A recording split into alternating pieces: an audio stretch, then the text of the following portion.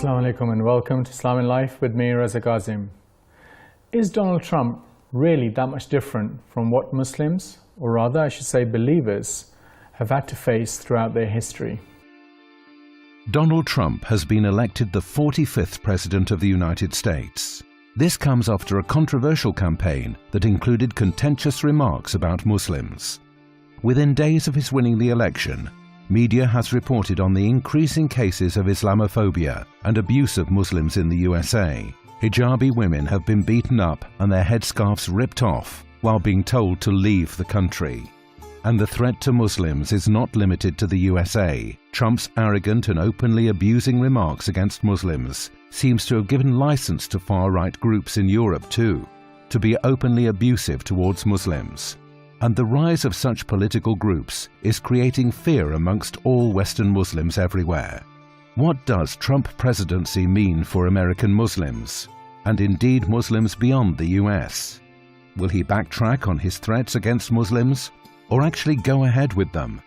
And even if he doesn't directly discriminate and threaten Muslims in his country, what will be the effect of his victory on the rest of Western and even global Muslims, given the divisive and Islamophobic campaign that he ran? We're honored to be joined by our esteemed guest, Professor Tariq Ramadan, to discuss all of these issues. Welcome to the program, Professor. Assalamu alaikum wa rahmatullah. Wa alaikum assalam. People are really concerned about Donald Trump. Should they be that concerned? Have we not had these kind of people around in the universe where they've done these kind of horrible things? No, there are reasons to be concerned and to be worried about what is happening in the United States of America these days. It doesn't mean that it didn't happen in the past. It happened in our history as Muslims in the very beginning up to today. We had to face things like this. And more recently in the United States of America with the presidency of George W. Bush, which was a very bad presidency as to speaking about Muslims in the United States. And to tell you the truth, even under Obama, the situation of the Muslims was not so good. He was talking in a very nice way, but what was done and implemented as policies within the country was not so good. So I think, yes, we should be worried, and we should look at it in a way where we understand the history and the teachings of history, and at the same time our responsibility is in the present. And within that context, you mentioned history, and if we look at the example of Prophet Ibrahim, and we had the altercation with Namrud and what happened there. Yeah. Is there anything that we can draw on from that to implement here, or is that something completely far away? No, we of course. So first, we have the big teachings when it comes to our history, when messengers and prophets, peace be upon them all, were facing dictators and were facing power in a way which was the only way to survive was to face power and to be able to speak word of truth. And this is also something which is the highest level of jihad, is really, and it happened with Ibrahim, peace be upon him. It happened with Moses, peace be upon him, and with Isa, Jesus, and with the Prophet, peace be upon him. So we have this, and what we need to understand here is, when it comes to the reality of us facing power, there are three things that are important. The first is to be quite clear about who we are. So our principle. So for American Muslims, they are American and they are Muslims. And they are Muslims, and there is no contradiction between being an American and being a Muslim. And by saying this is responding to him in a very clear way. While you are saying that America is something and Islam is something else, that we want Muslims to be out, it's wrong and it's too late. Islam is an American religion. This is one. The second, so you have a clear sense of your identity. The second is to be wise. And wise means that dictators and politicians can come and they're going to leave. So you have to have a historical perspective. You say, okay, fine, you are here now. It's 4 years. It might be 8. At most you are going to stay for 8 years. But history is not 8 years. Our presence, our vision should be for generations to come. And the last thing, which is important in our discussion, is courage. Courage means that you have to speak out, that you have to be, you cannot just say, oh, you are only here for 1 term or 2 terms and it's going to be over. What we are going to do is to take advantage of your presence and to be courageous enough to have a vision and to have an agenda to fulfill. So I think that these 3 things are coming out of our history, and you can find them exactly the same with the Prophet, peace be upon him, in his own life, but also when, for example, challenging in rational terms Nimrod for Ibrahim alayhi salam was exactly this. You think that you have absolute power? You don't. You don't. It's just a relative power. We rely on absolute power to be patient enough to face your relative power. Within that context, what is the responsibility? So one person stands up and faces Nimrod. What is the responsibility of people around Prophet Ibrahim? The responsibility, you mean the followers? Yeah, followers, whoever. So first is the sense of justice and the sense of dignity, and our dignity is also to understand that if he is the one that we are following, and if he is a model for humanity, and the people who are around him is to support this. And the problem is that very often, even among Muslims today, is that we want symbols. We are not really ready to be the right followers. So we want the people to speak out. We want this is what we are very often trying to get, is the charismatic leader who is going to speak on our behalf. No, you don't have something like this, you speak on our behalf. You have to speak out, you have to be part of the process. So the quality of the messengers depends on the quality of the followers. This is why, as Muslims, we're always talking about the companions. We're always talking about the people who were. The quality and the fact that he was protected by God, the Prophet ﷺ, is that he had all these companions coming and supporting him. So this is what we need now. And we need to have this awareness. At the end, there is no way in our history, and we got this from the very beginning, patience doesn't go with passivity. We have to be active. We have to, and a sense of history is very important, because what I would say to American Muslims, why don't you have to be worried too much?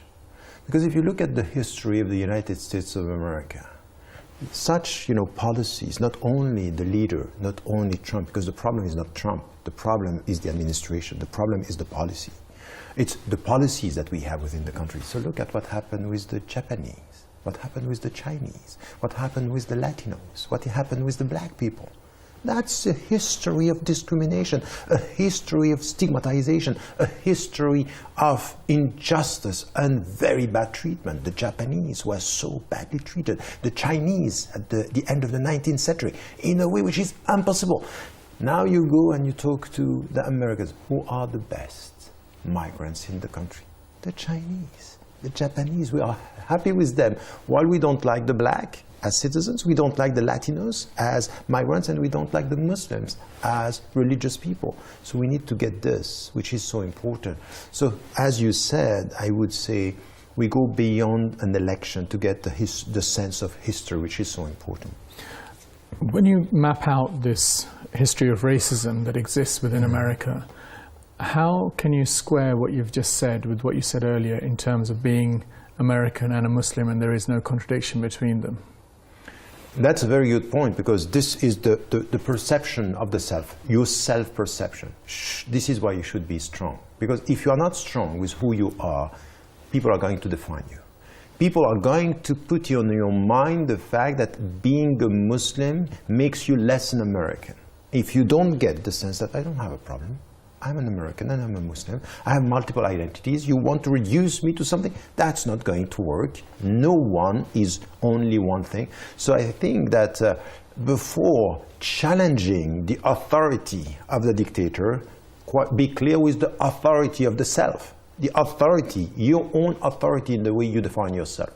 So this is why the Muslims should start by defining themselves. They should also start by using their own terminology. Don't let, for example, Trump and all the others using Islamic terminology in which is completely distorted. In the United States of America, in 24 states now, they are talking about Sharia as something which is a dirty word. By the way, what is dirty in America now, it's not Sharia, it's all this, the last elections, what I said just after the elections, the winning of the election is one word, dirty. What we saw was very dirty. So at one point we have to come with our own definitions, our own understanding of the self, our own definitions of our word, and what it means today to be an American Muslim, starting by saying clearly, Islam is an American religion, willing it or not. But the state power will not allow you, however much you want, to define what the word Sharia means, because the power is so overbearing, and the ability of it to do what it wants and to define things how they want will not allow the individual to... That's a good point, but I would say that I disagree with you, because I don't think that power is only with the state. The state power doesn't allow, but power is not only in the state. If we understand that our commitment to our citizenship, to our society, is not every 4 years, we have to be there in between. We have to be active between elections. So the problem is that we ourselves are reducing politics to elections and presidential elections. That's not politics. This is show business. This is not what we are talking about. Discussion's getting interesting. We do like to keep the show as interactive as possible and really value your opinion. Here is what you sent us this week.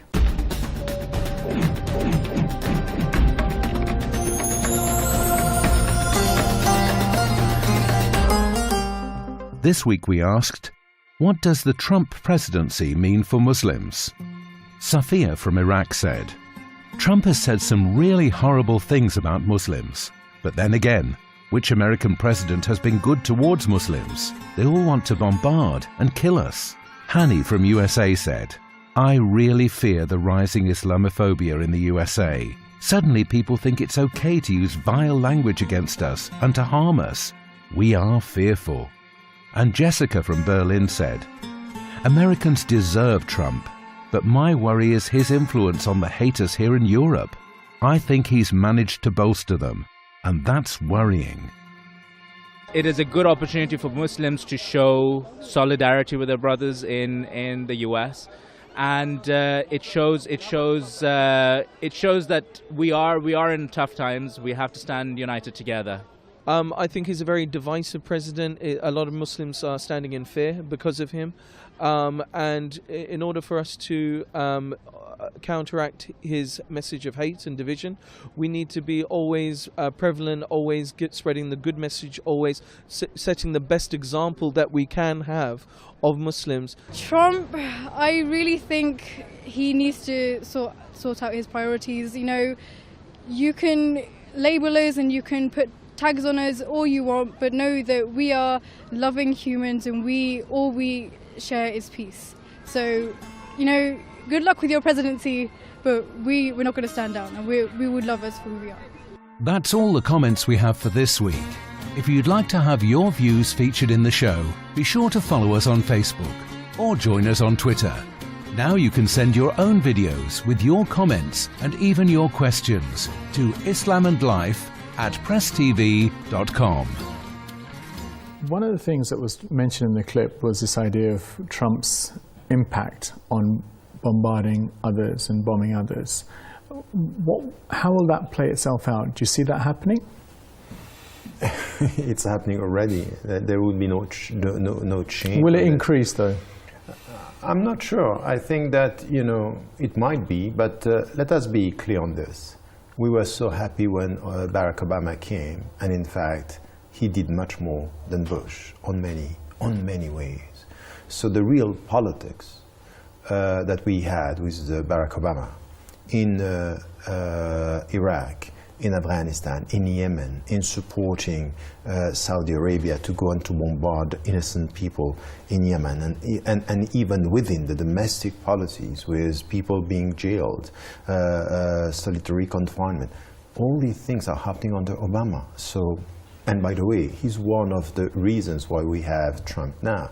So is it going to be worse than that? It might be, and he's unpredictable. But once again, American policy is not about one president. He might have some power in vetoes and things like this, but the policy and the vision is coming out of a whole administration, and it seems that he's unpredictable, and he might be very wise on some issues that we saw just after the election. What is important is facing the inconsistent and sometimes contradictory American policies is our consistent positioning. And I know that so many people are talking about Islamophobia. Islamophobia is everywhere, by the way. It's in Europe, it's in the States.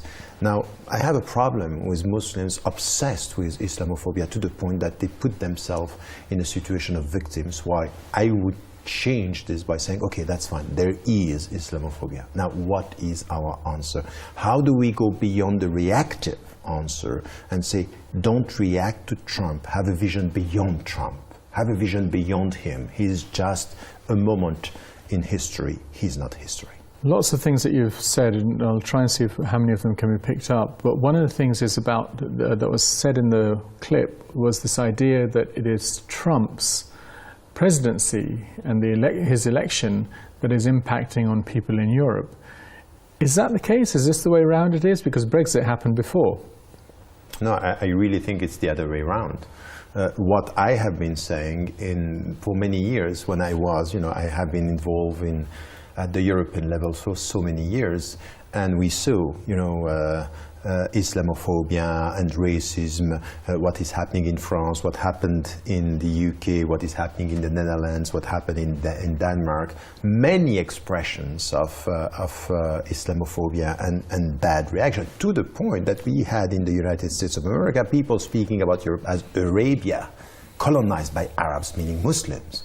It was not there in the United States. And all of a sudden, even after September the 11th, you didn't have the same bad reaction. It's now worse than what it was just 15 years ago. It means that there is a movement, in fact, influenced by the European context, coming back now and coming, not back, but coming to the States and influencing to the point that you can hear things in the States which were not even thinkable a few years ago. So the influence is the other way around, and now it's coming back to us, and it's a very vicious circle that we are facing between Europe and the United States now, and one nurturing the other. You mentioned about people talking about Islamophobia and the need to have a vision beyond Trump and so on. One of the issues is that for the structures, the power structures that exist in Europe, to actually recognize the depth of the problem, don't you need to talk about the fact that there is Islamophobia, that without recognizing the problem, you can't actually begin to deal with it? Yes, of course. Of course, it's part of the problem is that there is a state of denial by some, but not by all. And I would say that we have lots of allies. Look, for example, in the United States of America, I have been involved, for example, and I saw this on the ground, with Black Lives Matter. People who have a clear understanding. The racism against black people is connected to racism against Latinos, towards Muslims. They know that it's all connected. It's a power structure. It's, as you said, it's something which is there. It's not new. The way they were dealing with the black people in the state is something which was a policy, it was a vision, and it started a long time ago, and it was instrumentalized, for example, under Reagan in the 80s.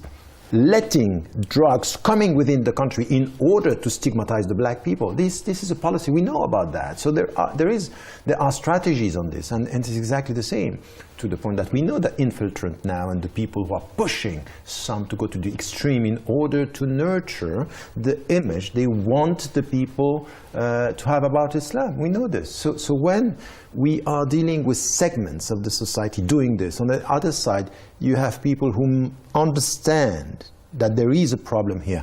It's for us not to do exactly what they want us to do, to isolate ourselves and to think we are the only victims. Oh, it's about Islam, it's something special. No, it's about racism, and it's something common. So let us try to find allies and try to find the people who can understand our struggle and to have a vision for the future. We don't. We are obsessed with an axis which is the West and the United States and Islam and the Middle East, and within the country, how do we deal with power? And we completely underestimate other forces within our society who are our allies, which are our allies today, and with whom we can work, and some leaders with whom we can and we should work now and for the future. One of the things that happened was that Nigel Farage went to see Trump. Yeah. And he made a chilling statement in some ways that this has happened, Trump's victory has happened, there's more to come. So what other impact will there be of Trump's victory? Is there more? Is there more to come of this type? It could, because if Trump was able to make it, everything is possible, because who have thought that this could be possible? He was completely outside, or he was presented as completely outside the whole, US establishment. And by the way, it's not completely true. But on the other side, what we heard is Farage in the UK and Marine Le Pen in France saying, "Oh, that's it. This is exactly what we want." We had exactly the same in the Netherlands, and the populists in Europe thinking if it's possible with him, it's going to be possible for us. And there is a network of people thinking in that way and making Islam a problem, making Muslims a problem, having being racist in many ways, and promoting xenophobia. And because it's also very important, we should not confuse Islam with migrations, but we need to talk about migrants. We need to talk about this because this is one of the big challenges of the future. The Muslims are not talking enough about this. We are not enough vocal when it comes to this insane, unacceptable policy that European countries and the states are promoting to protect themselves from migrants, while they are going there to bombard the people and they want to protect their countries from people coming and fleeing from wars. I think that this is also something which is part of our dignity. So you know what my main point facing Trump, I will surprise you, is to ask Muslims to speak less about Islam and to speak much more about principles, dignity, equality and freedom. Not only to respond to Trump wants us to feel only Muslims. We have to respond by saying we are human beings, we have citizenship, we are working with people of other faiths, with people with even no religion, but on the basis of principles and dignity. And this is where this is the way our answer should come, and not only as Muslims and you don't like Islam, so let us show you how Islam is great and nice and we are kind. This is what we can see with some Muslim organizations, and I think that's not going to work. I am surprised, and I will challenge that, because I would say that if you talk less about Islam, has Trump not won? Because it is precisely the religious sentiment, the religious kind of integrity and identity that he wants to stamp out, him and people of his ilk want to stamp out. So the concept of resistance that you often talk about disappears from the language of the narrative that we talk about. No, but the narrative, if you behave as Muslims and stop talking about Islam, you avoid the trap within which they want you to fall. Because that is exactly, speak about Islam, it's a problem. No, it's not. I'm going to show you through my behavior, speaking less about Islam as a religion, but behaving more as a Muslim citizen and as a citizen with an Islamic background, in which way this is going to work. So I think that we are always responding in a defensive mode. The fact that you speak about Islam puts you straight away in a defensive mode, in the way they are asking you the question about Islam. But if you say, that's not what I want to talk about. I want to talk about equality. I want to talk about citizenship. I want to talk about freedom. My ethical background is Islamic. My commitment is based on my citizenship, and this is why I'm opening up towards my fellow citizens. This is what we want. This is what we want today. And if you have to speak about Islam, of course, but not in the terms you are asked to do. if, for example, you are asking me to speak about spirituality, to speak about the background, the deep Islamic teachings, yes, but not in the way we are forced to speak about Islam. So I would like to have more Muslims speaking less about Islam and being more visible through their behavior. At least a headline-catching comment that you've come up with. People are getting worked up about Trump, as they should be. But in terms of Muslims having the historical experience of dealing with the likes of Nimrud or Fir'aun or from within, as the Yazid of our time, it is nothing new. Muslims could be scared, or they should see it as an opportunity to challenge the Fir'aun or Nimrud or Yazid of our time, as per the prophetic example. Arguably, it makes it easier to follow the prophetic path. That's all the time we have today. I would like to thank Professor Tariq Ramadan for joining us, and I thank you all for watching. Until next time, goodbye.